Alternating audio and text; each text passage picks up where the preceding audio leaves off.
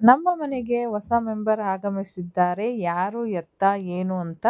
So ವಿಡಿಯೋನ ಪೂರ್ತಿಯಾಗಿ ನೋಡಿ ಕೊನೆಯವರೆಗೂ, ಎಲ್ಲೂ ಸ್ಕಿಪ್ ಮಾಡ್ದಿರಾ.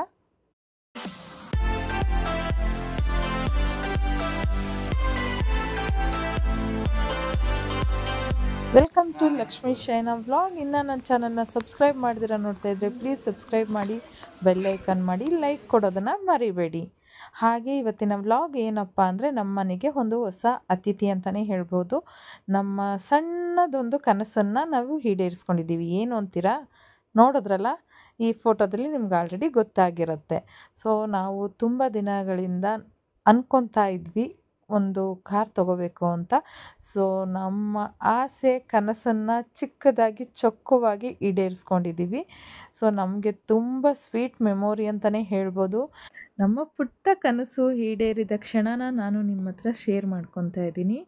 ಯಾಕೆ ಅಂತ ಅಂದರೆ, ನಮ್ಮಂಥ ಮಿಡ್ಲ್ ಕ್ಲಾಸ್ ಫ್ಯಾಮಿಲಿಗೆ ಒಂದೊಂದು ಸಣ್ಣ ಪುಟ್ಟ ಕನಸುಗಳು ಸಹ ನಮಗೆ ದೊಡ್ಡದಾಗೇ ಕಾಣುತ್ತೆ. ಅದನ್ನು ನಾವೇ ಕಷ್ಟಪಟ್ಟು ನಮ್ಮ ದುಡ್ಡಲ್ಲಿ ನಾವು ಆಸೆ ಆಕಾಂಕ್ಷೆಗಳನ್ನ ಈಡೇರಿಸ್ಕೊತೀವಲ್ಲ, ಆ ಕ್ಷಣ ಒಂದೊಂದನ್ನು ಸಹ ಒಂದೊಂದು ಕೋಟಿಗೆ ಸಮ ಅಂತ ಹೇಳ್ಬೋದು. ನಮ್ಮ ಪುಟ್ಟ ಕನಸನ್ನು ನಾನು ನಿಮ್ಮ ಹತ್ರ ಶೇರ್ ಮಾಡ್ಕೊಳ್ಳೋದಕ್ಕೆ ಇಷ್ಟಪಡ್ತಾ ಇದ್ದೀನಿ.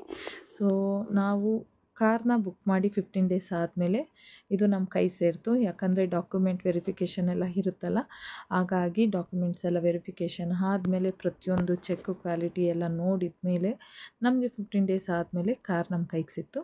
ಸೊ ಔಟ್ಸೈಡ್ ಬಂದಿದ್ದ ತಕ್ಷಣ ಒಳ್ಳೆ ಟೈಮಲ್ಲಿ ಗಣೇಶನ ದೇವಸ್ಥಾನಕ್ಕೆ ಹೋಗಿ ಪೂಜೆ ಎಲ್ಲ ಮುಗಿಸಿ ಬಂದ್ವಿ. ನೋಡ್ತಾ ಇರ್ಬೋದು ಪೂಜೆ ಎಲ್ಲ ಯಾವ ರೀತಿ ಆಯಿತು ಅಂತ. ನಮ್ಮ ತೇಜುಗೂ ಒಂಥರ ಸರ್ಪ್ರೈಸ್ ಅಂತಲೇ ಹೇಳ್ಬೋದು. ಯಾಕಂದರೆ ಅವನ ಹತ್ರ ನಾವು ಶೇರ್ ಮಾಡಿರಲಿಲ್ಲ. ಅವ್ನಿಗೆ ಸರ್ಪ್ರೈಸ್ ಇರಲಿ ಅಂತ ಅಂದ್ಕೊಂಡೆ. ನಾನು ನನ್ನ ಹಸ್ಬೆಂಡು ಕ್ವೈಟಾಗಿದ್ವಿ.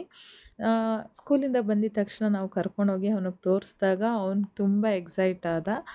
ಅದನ್ನು ನಾವು ವಿಡಿಯೋ ಮಾಡ್ಕೊಳಕ್ಕಾಗಿಲ್ಲ. ಯಾಕಂದರೆ ಡಾಕ್ಯುಮೆಂಟ್ಸ್ ಎಲ್ಲ ಚೆಕ್ ಮಾಡ್ತಾ ಇದ್ವಲ್ಲ, ಹಾಗಾಗಿ ವಿಡಿಯೋ ಮಾಡ್ಕೊಳಕ್ಕಾಗಿಲ್ಲ. ಅವನೊಬ್ಬನೇ ಹೋಗಿ ಅದನ್ನು ಮುತ್ತಿಟ್ಟು ಅವನು ಖುಷಿ, ಆ ಮೂಮೆಂಟ್ನ ನಾನು ಕ್ಯಾಪ್ಚರ್ ಮಾಡ್ಕೋಬೇಕಿತ್ತು, ಬಟ್ ಮಿಸ್ ಮಾಡಿಕೊಂಡೆ. ಆದರೂ ಇದನ್ನೆಲ್ಲ ನೋಡ್ತಾ ಇದ್ರೆ ನಮಗೇನೋ ಒಂಥರ ಖುಷಿ ಆಗುತ್ತೆ. ನಾವು ಒಂದು ಕಾರ್ ತೊಗೊಂಡಿದ್ದೀವಿ ಅನ್ನೋದೇ ಒಂದು ಸ್ವೀಟ್ ಮೆಮೊರಿ ಅಂತಲೇ ಹೇಳ್ಬೋದು. ನಮ್ಮಂಥ ಮಿಡ್ಲ್ ಕ್ಲಾಸ್ ಫ್ಯಾಮಿಲಿಗೆ ಒಂದು ಸಣ್ಣ ಗಾತ್ರದ್ದೇ ಆಗಿರ್ಬೋದು, ₹1 ಆಗಿರ್ಬೋದು, ನಮ್ಮ ಕನಸನ್ನು ನಾವು ಈಡೇರಿಸ್ಕೊಂಡಾಗ ನಮಗೆ ಏನೋ ಒಂದು ಖುಷಿ ಅಂತಲೇ ಆಗುತ್ತೆ ಅಲ್ವಾ. ಎಲ್ಲರಿಗೂ ಅದೇ ಫೀಲ್ ಆಗುತ್ತೆ. ನಾವು ಒಂದು ಸಣ್ಣ ಪುಟ್ಟ ಕನಸು ಈಡೇರಿಸ್ಕೊಂಡಾಗೂ ತುಂಬ ದೊಡ್ಡ ಮಟ್ಟದಲ್ಲಿ ಸೆಲೆಬ್ರೇಷನ್ ಮಾಡ್ತೀವಿ. ಹೇಳಬೇಕು ಅಂದರೆ, ನಮಗೆ ಏನಂದರೆ ಕೊರೋನಾ ಬಂದ ಮೇಲೆ ನಮಗೆ ತುಂಬಾ ಏಟು ಬಿತ್ತು. ಕೊರೋನಾ ಪೀರಿಯಡ್ ಮುಗಿದ ಮೇಲೆ ತುಂಬಾ ದೊಡ್ಡ ಪೆಟ್ಟು ಬಿತ್ತು ಅಂತಲೇ ಹೇಳೋದಕ್ಕೆ ಇಷ್ಟಪಡ್ತೀನಿ.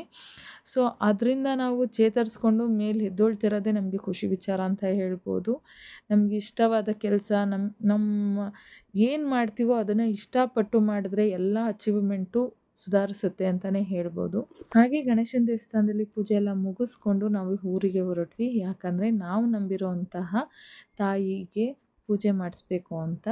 ಸೊ ಕಾರ್ನೂ ಸಹ ತಗೊಂಡೋಗಿ ಪೂಜೆ ಮಾಡಿಸಿ ತಾಯಿಯ ಆಶೀರ್ವಾದನ ಪಡ್ಕೊಂಡ್ವಿ. ಖುಷಿ ವಿಚಾರ ಅಂತ ಏನಂದರೆ, ನಾವು ಪೂಜೆ ಮಾಡುವಾಗ ತಾಯಿ ಆಶೀರ್ವಾದ ಮಾಡ್ತಾಳಲ್ಲ, ಅದು ತುಂಬ ಅಂದರೆ ತುಂಬಾ ಖುಷಿ ಆಗುತ್ತೆ. ಹೇಳಬೇಕು ಅಂದರೆ, ತಾಯಿಯ ಆಶೀರ್ವಾದ ಪಡ್ಕೊಂಡ್ಮೇಲೆ ನಾವು ಎಲ್ಲ ಕೆಲಸನೂ ಮುಂದುವರ್ಸ್ಕೊಂಡು ಹೋದ್ವಿ. ಆ ತಾಯಿ ನಮ್ಮ ಕೊನೆ ಉಸಿರಿರೋವರೆಗೂ ತಾಯಿಯ ಆಶೀರ್ವಾದ ನಮಗೆ ಸದಾ ಇರಲಿ ಅಂತಲೇ ಕೇಳ್ತೀನಿ. ನಾವು ನಂಬಿರೋ ತಾಯಿ ಯಾವತ್ತೂ ನಮ್ಮನ್ನು ಕೈ ಬಿಡಲ್ಲ ಅನ್ನೋದಕ್ಕೆ ನಾವೇ ಎಕ್ಸಾಂಪಲ್ಲು. ಜೀವನದಲ್ಲಿ ಯಾರು ಏನೇ ಅಂದರೂ ಸಹ ತಲೆ ಕೆಡಿಸ್ಕೊಂಡಿರ ನಮ್ಮ ಜೀವನನ ನಾವು ಮುಂದುವರ್ಸ್ಕೊಂಡು ಹೋಗ್ತಾ ಇದ್ದೀವಿ. ಯಾರು ಏನಾದರೂ ಅಂದ್ಕೊಂಡು ಹೋಗ್ಬೋದು. ಅಂದೋರು ಹಾಡ್ದೋರು ಯಾರೂ ನಮ್ಮ ಕಷ್ಟ ಸುಖಕ್ಕೆ ಬರಲ್ಲ ಅಂತ ನಮ್ಮ ಯಜಮಾನ್ರು ನಮ್ಗೆ ಯಾವಾಗಲೂ ಹೇಳ್ತಾರೆ. ನಾನು ಸ್ವಲ್ಪ ಟೆನ್ಷನ್ ಜಾಸ್ತಿ ಮಾಡ್ಕೊತೀನಿ. ಯಾರಾದರೂ ಏನಾದರೂ ಅಂದರೆ ಒಂದು ಸಣ್ಣ ಪುಟ್ಟಕ್ಕೂ ಟೆನ್ಷನ್ ಮಾಡ್ಕೊಬಿಡ್ತೀನಿ. ಆದರೆ ನಮ್ಮ ಮನೆಯವ್ರು ಆ ಥರ ಅಲ್ಲ. ಅವರೇ ನನಗೆ ಹೇಳ್ತಾರೆ, ಯಾರು ಏನೇ ಅಂದರೂ ತಲೆ ಕೆಡಿಸ್ಕೋಬೇಡ, ಅವ್ರೇನು ನಮ್ಗೆ ಒಂದೊತ್ತು ಊಟ ಹಾಕಲ್ಲ, ಒಂದೊತ್ತು ಬಟ್ಟೆ ಕೊಡಲ್ಲ, ಅನ್ನೋರು ಅಂತ ಇರಲಿ ಬಿಡು, ತಲೆ ಕೆಡಿಸ್ಕೊಳಕ್ಕೆ ಹೋಗಬೇಡ, ನಾವು ಬೆಳೆಯೋದು ನಾವು ನೋಡ್ಕೋಬೇಕು ಅಂತ. ಸೊ ಅದನ್ನು ನಮ್ಮ ಜೀವನದಲ್ಲಿ ನಾವು ತುಂಬಾ ಕಲ್ತಿದ್ದೀವಿ ಅಂತಲೇ ಹೇಳ್ಬೋದು.